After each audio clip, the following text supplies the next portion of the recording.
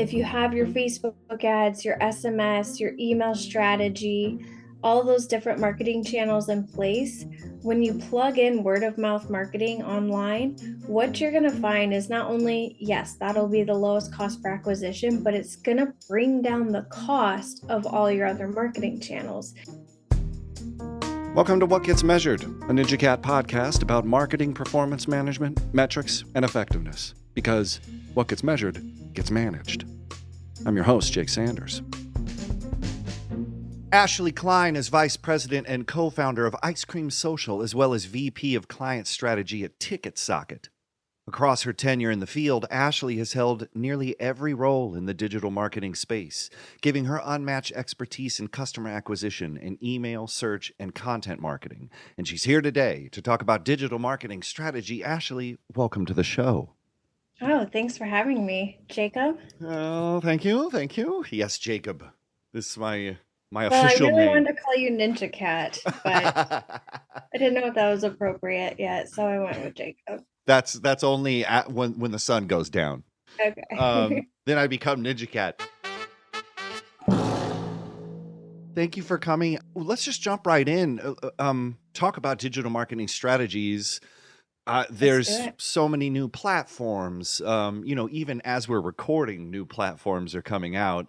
What do you think? Maybe let's start with the mistakes. What do you think the biggest mistakes you see? Biggest mistakes. Yes, I would say there's two really big mistakes that I encounter on a daily basis when talking with clients.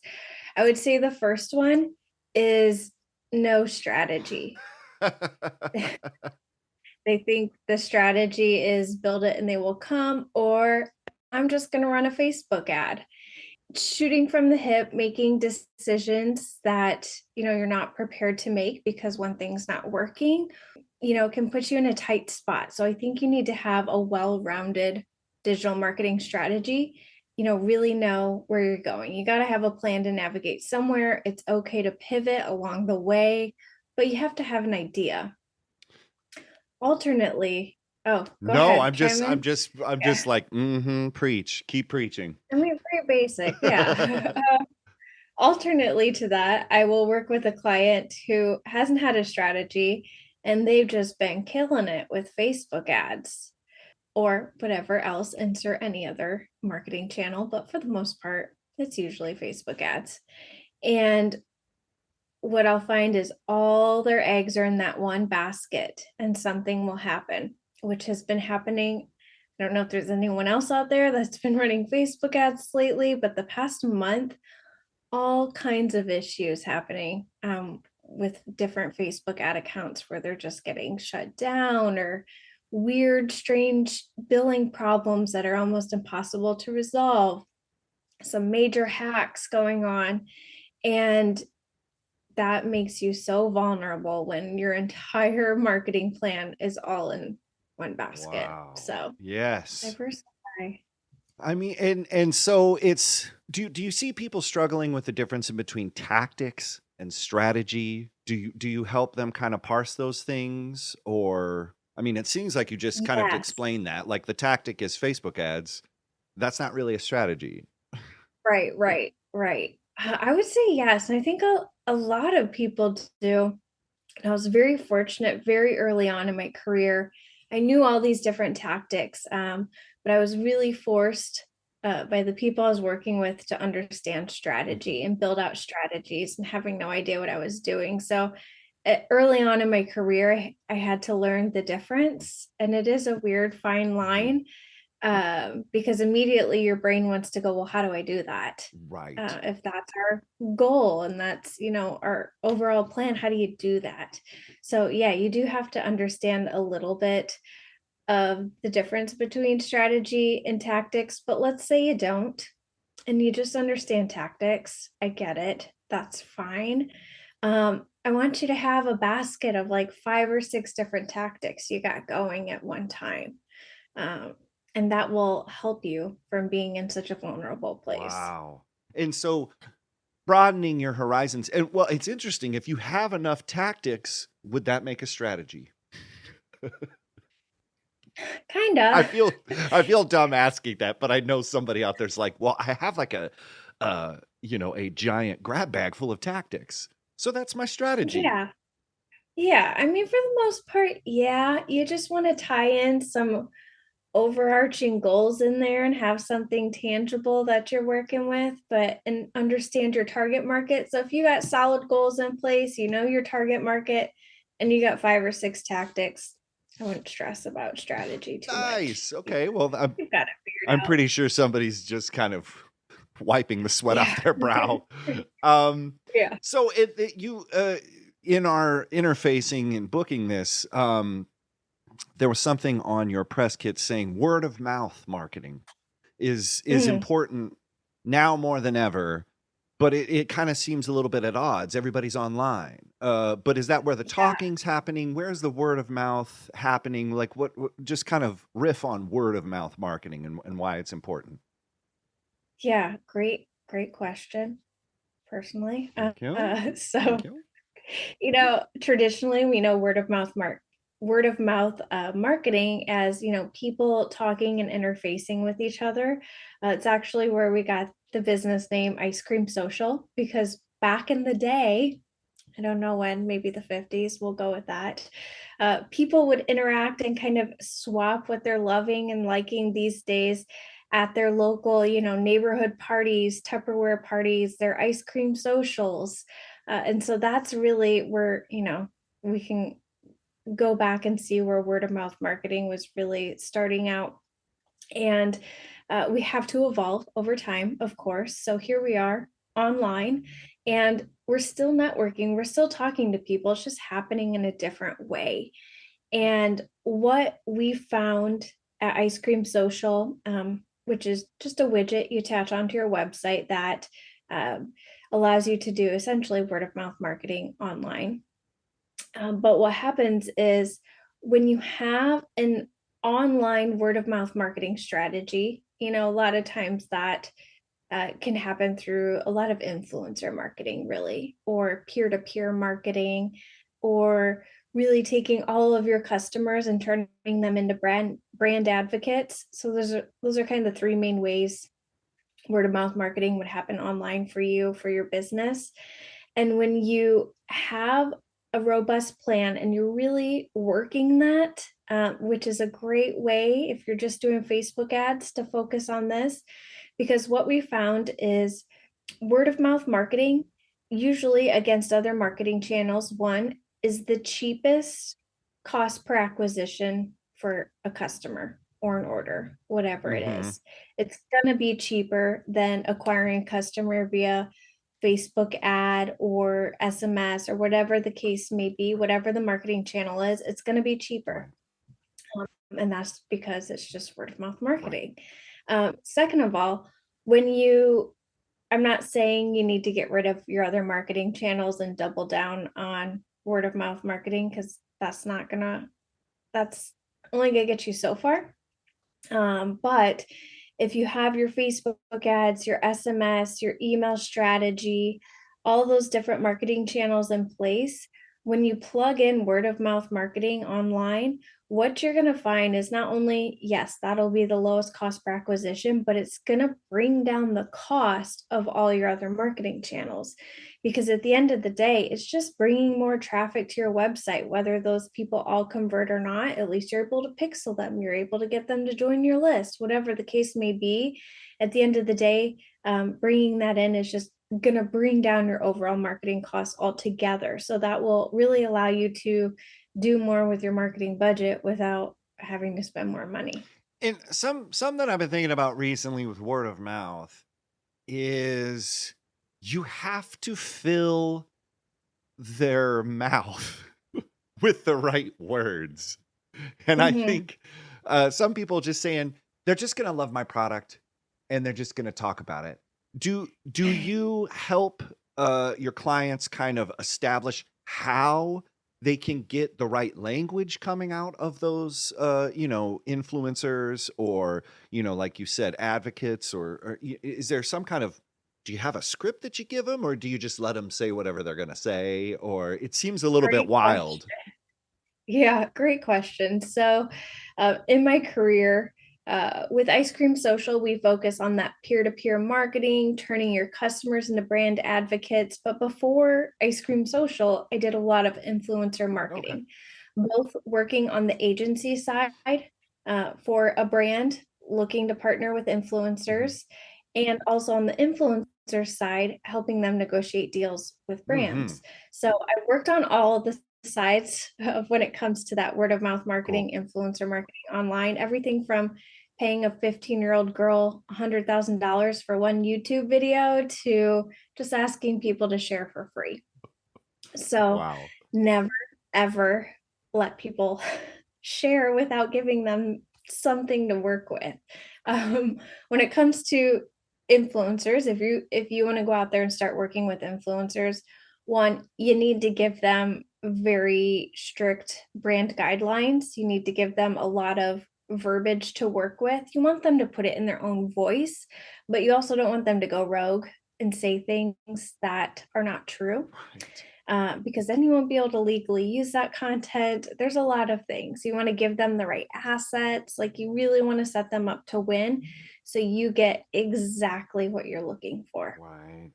And the influencer appreciates it because then they don't have to start from scratch. They've got something to work with. And then on the peer-to-peer side, with our Ice Cream Social widget, what we do is we auto populate the share copy. So if they're going to Nice. share it in SMS, Facebook, email, we already pre-populate the share copy for them and an asset. If they want to customize it or add more to it, great. But we're giving them something to work with and we're gamifying it. Hmm. We're making it fun. If you get 5 friends to buy, we'll give you a refund, whatever the case may be, whatever the reward Hmm. is, we gamify it. And that encourages them to invite even more people back to your website. So you always want to make sure you give people the messaging. Otherwise, they won't share because they don't want to think of something, or they'll go rogue and say something that really has nothing to do with your product or false claims, whatever the case may Right. be, whatever you're Well, selling. and something that you said that was really interesting is that the the beauty of having a strategy that straddles many tactics is that it makes the individual tactics better if you have an overarching kind of goal for that. And it's nice to see with word of mouth is that your ads could be influencing the words that they're choosing. And so you can run those things. And if they get emails, then they're starting to put all these pieces together. And that's how a conversion is made. It isn't this attribution from this single source. Do you sort of see a digital marketing strategy embracing this idea that these leads and conversions can come from many different places, and that's the reason why strategy is so important? Did I Oh, just explain it? I don't know. I mean, I don't even need to really say more than that. Darn it, that was supposed to be a question. Absolutely. Yeah, no, that was perfect. Yes, it's just the idea that all boats rise with the tides. And, Right. you might think one channel, this isn't doing that much for me, but it is. Right. You just don't realize it because the attribution's wonky in the way that, analytics track things. And Right. so it really is a bunch of things working Well, so together. and then it's getting me thinking organic social. What's your thought? Useless, useful, do post every day, post every hour, post once a week. Like, of course, there isn't a set one. The typical marketing answer is it depends. Um, but what's your thoughts on organic social, especially as things are kind of evolving? Sure. I'd say right now it's still important. Mhm. You got to look legitimate.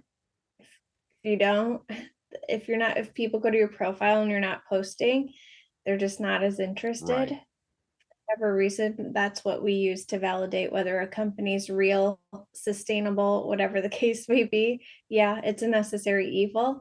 It's hard. Yeah. It is hard.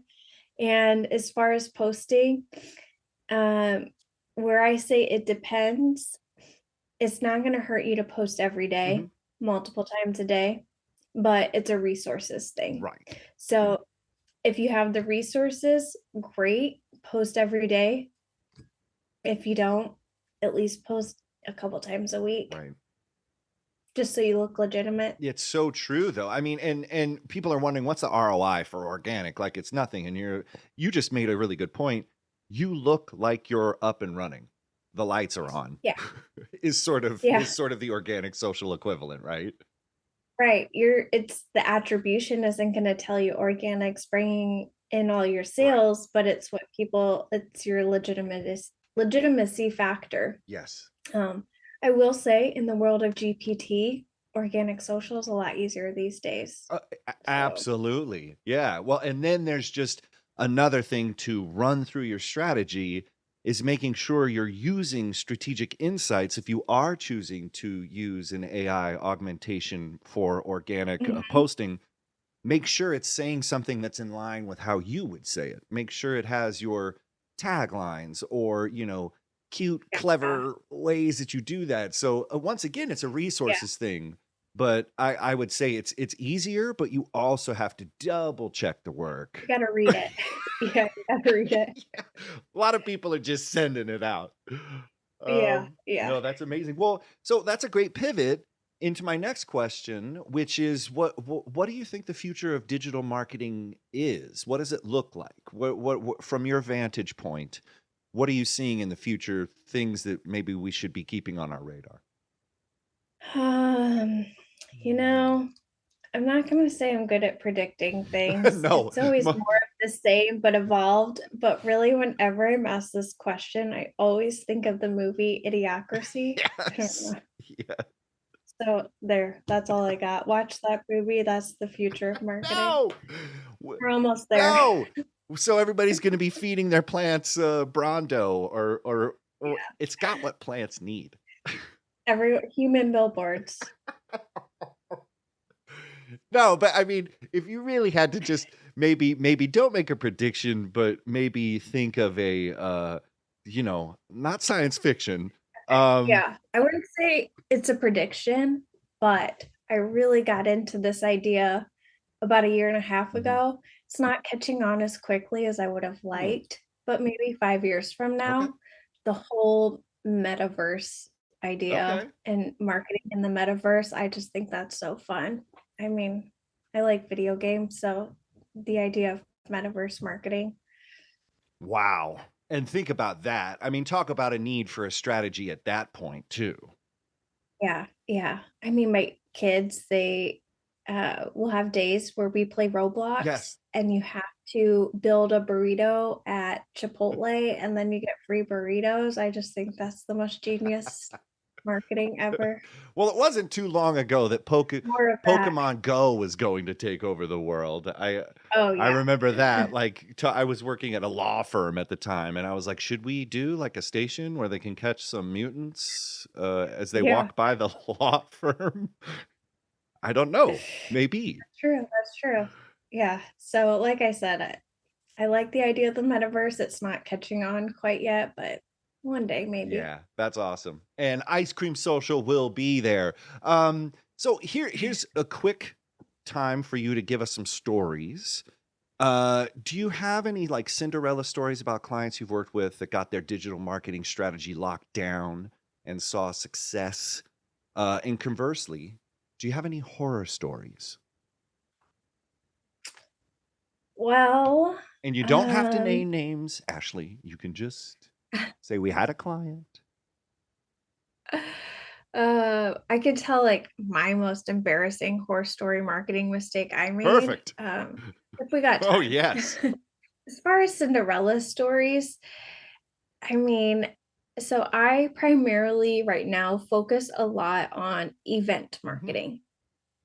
So it's a very little bit different of a game when it comes to marketing because you have a very distinct sales Yes. cycle and a lot of clients that come to me wanting support, wanting to work with me for event marketing, what I see is they announce they're on sale and then they start, running Facebook ads. Maybe they've got a list if they're a previous event that they're emailing. And what I found is that is very stressful to go on sale and start marketing at the same time. Mm-hmm. Uh, and and it's stressful in the fact that you're almost going the entire sales cycle not sure if you're going to be able to pull off this event or not sure if you're going to have enough funds, not sure if enough people are going to show up, Yes.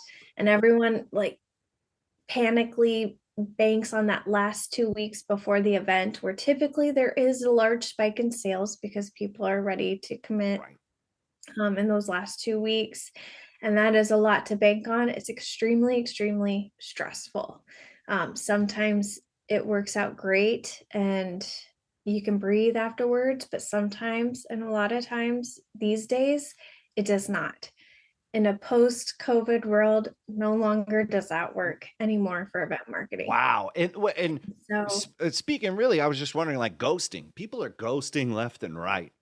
Like, is that, are yeah, you seeing that in the event marketing space? uh, yeah, we see a lot of more so than ever, more people adding to cart, and this might be an event thing, and I won't name big name ticketing companies, but you don't know what the fees are going to be and how much your ticket's going to Right. cost if you live in the US, because we like to wait to show our ticketing fees till checkout. Oh, A lot of people will add to cart just to see. And people just don't want to commit. There's so much happening. It's just so competitive to compete for people's time. So you're not even competing with other events and other events that do similar right. things as you anymore. You're literally just competing with a birthday party, a Netflix. bachelorette, like any Right. Netflix, yeah, anything, Game of Thrones, I don't care. You're competing for people's time, which is difficult. Yeah. And so, what I found with these event companies that come to me, what we do now is before we ever go on sale, we start marketing about 90 days beforehand. For a lot of marketers out there, this isn't going to sound like anything whoa, Right. but in events, it was just not something a lot of people are doing. And so, 90 days before an event will go on, we will do a lead gen strategy Wow. of all things. Yeah. And we will let people know we are coming to their Oh, town. We make a big splash out of it. Sometimes we'll have billboards, but primarily it's focused in on Facebook ads, driving people to a landing page where we get their name, phone number, email. For sure, phone number. If you're not doing SMS marketing yet, you better hurry because I don't know what else is coming out soon, but you're already behind if you're not doing yes. SMS. So we get those three things and we create a whole sequence of emails and text messages and retargeting ads that they then see after they fill out the form, reminding them, don't forget, we go on sale this day at this time. And we just hit them across the head with it every couple days. Like, do not forget, because when we go on sale, if you don't get this VIP offer, you're out of luck. Hmm. You might not get a ticket, you might not get the best price, whatever kind of FOMO we can work in Hmm. there, we do it. And we do come up with a really great legitimate deal for opening night. And we spend those days doing that. And then what happens is on opening night, we get a very large, I wouldn't say majority, but a really large amount of orders, usually within the first hour. So within that first hour of going on sale, and unless you're like Taylor Swift or a big name artist, you don't really need this. But if you're just a standard event, a fun run or some sort of festival, Renaissance festival, whatever, circus, whatever you may be, you need this. So that opening night, what happens is we get a lot of sales. Everyone can breathe because will generate enough income typically on opening night to pay for a lot of the hard cost overheads, like your venue fees, your down Yeah. payments, like artist, talent, Expensive. whatever. Yeah. And you can just relax. Doesn't mean you can't sit back and not do marketing during that on sales period, but at least you can kind of go maintenance mode for quite a while until again those last 2 3 weeks before the actual event happens, when we know a large amount of tickets will sell And again. that's one of my questions is that so with a proper runway, you're going to see a large spike opening night when you release the tickets for this event. But do you typically see that not the majority, but a large portion of the attendants are actually coming in that 2 weeks before the event? Yes. Wow. And if you've done it correctly, let's say you didn't do the lead gen, you just go straight on sale, no excitement, you're not going to get that big spike in those last 2 weeks because you didn't make a big enough deal out of it. You don't have enough people out there talking about your event. So, yeah, you'll get a big spike, but not nearly what you would have got if you still did it the right way with the proper opening. Wow. That's amazing. Um so we've talked a lot about word of mouth, event marketing, how your strategy can help you launch those things and keep them afloat, reduce customer acquisition costs. It's so exciting. But if you had to take all of this and cook it down into a couple sentences, what's your one piece of advice for the audience about digital marketing strategy? Well, I would say my piece of advice, which may not be what you're thinking. Uh, Okay. I've been doing digital marketing for 17, 18 years. So I've been in the game for a Right. while. And for a long time early on in my career, all I did was consume every podcast, book, conference. Like I eat, sleep, breathe marketing. I wanted to be the best. What I learned when I really hit like a plateau and I was just like, I don't got anything new left in me, like same bag of tricks. Right. Um, I found inspiration in the strangest places, and I had to learn to let myself play. Mm. I had to give myself space to read a book for fun, Mhm. to watch TV or a movie for fun. A lot of times I did it. If it wasn't educational, I wasn't going to Right. watch it. And this whole idea of this thing I just explained to you that we do for event marketing now. I mean, I gave you a very high overview. There's a lot of details in Right. there. That inspiration came from a movie called Focus, but with Will Smith and Margot Robbie. Okay.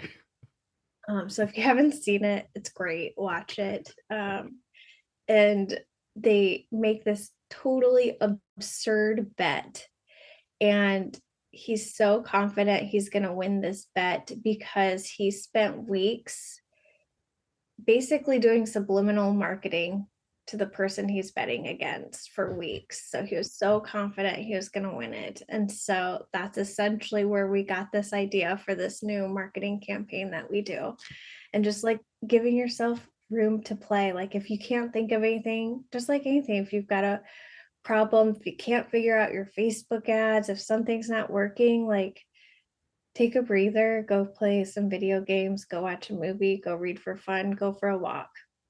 That's fantastic advice. And it comes from somebody who was immersed in all of the marketing books, all of the podcasts, all of the webinars. And you do actually reach a certain point where you're saying, it feels like we're saying the same thing. Or or Yeah, or we're just having different ways of saying the same thing. But I love the yeah, inspiration comes from a random Will Smith movie. it Boom. does. Yeah. And then we'll tie Yeah, in the new Barbie movie. Go see it. I know that's what I was thinking. So this is fantastic. Thank you so much for spending your time and giving us insight into digital marketing strategy.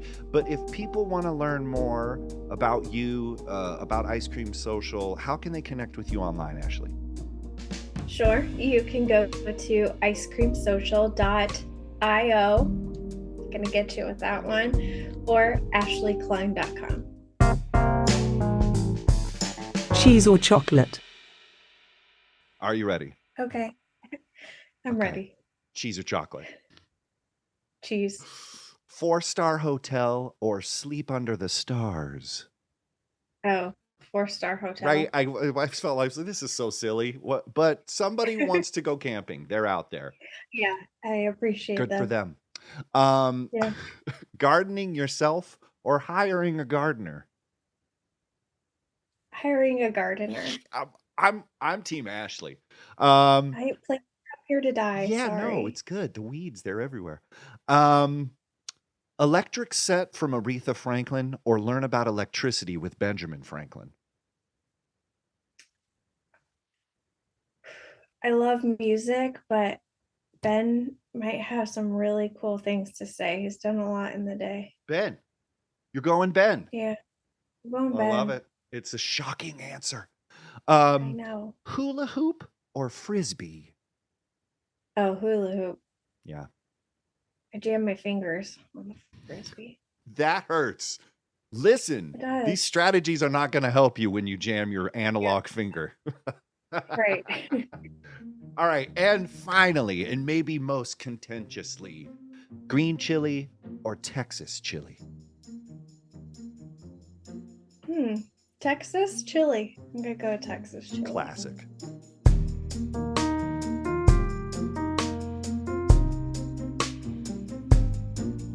What Gets Measured is a Ninja Cat podcast. Please rate and review the show wherever you find your podcasts. Share this episode on social and visit us on the web at ninjacat.io.